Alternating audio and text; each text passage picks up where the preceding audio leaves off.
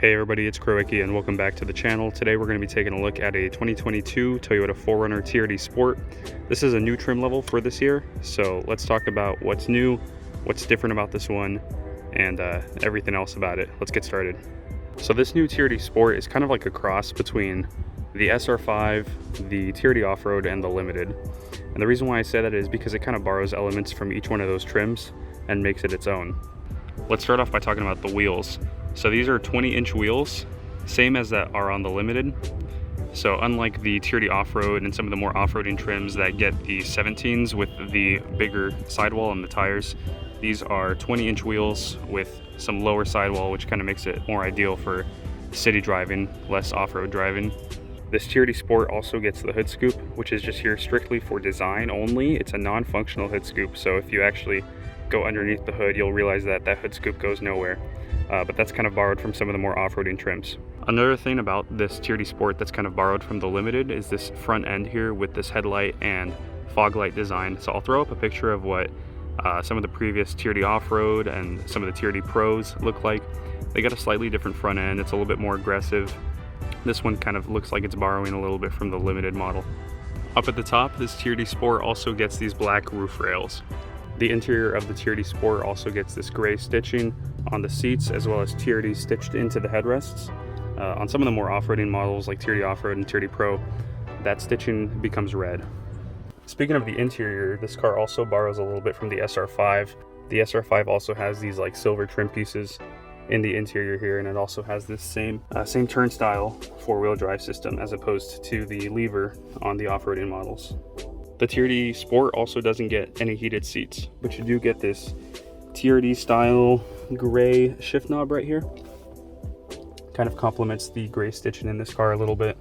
There is no third row on this TRD Sport, just like all the other 4Runner TRD models, but you do get some TRD Sport carpets that are going to go on the first and second row. There is also a 120 volt outlet in the back here.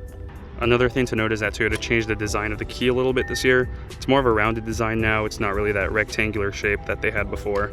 So it kind of looks like some of the other keys that they had on the Camrys, Mirais. It's just a more rounded shape, kind of fits in with some of the other keys that Toyota has now. It is still a continuation of the 5th generation 4Runner.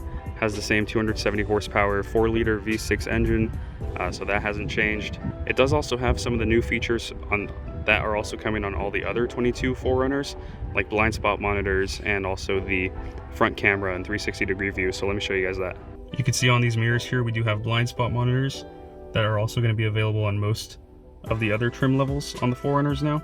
And pressing this camera view button right here to the left of the steering wheel is gonna turn on that front camera to show you what's in front of the car, and also show you right beside that the bird's eye view of everything that's around that car. You can also push this auto button right here. When this is turned on, if the car ever goes below 5 miles an hour, say you're coming up at a red light or a stop sign, this will automatically turn on and show you what's in front of you. And then after you speed up and go over 5 miles an hour, it's gonna turn off again. There is no diff locker or crawl control on this model. We do have downhill assist control, A-track, traction off, home link for your garage remotes, and then just other light controls and emergency SOS. So no differential locker here. Don't expect to do any serious off-roading in this car. Under the hood, we have that same 270 horsepower 4-liter V6 engine. Toyota hasn't changed this in the 4Runners in over a decade now.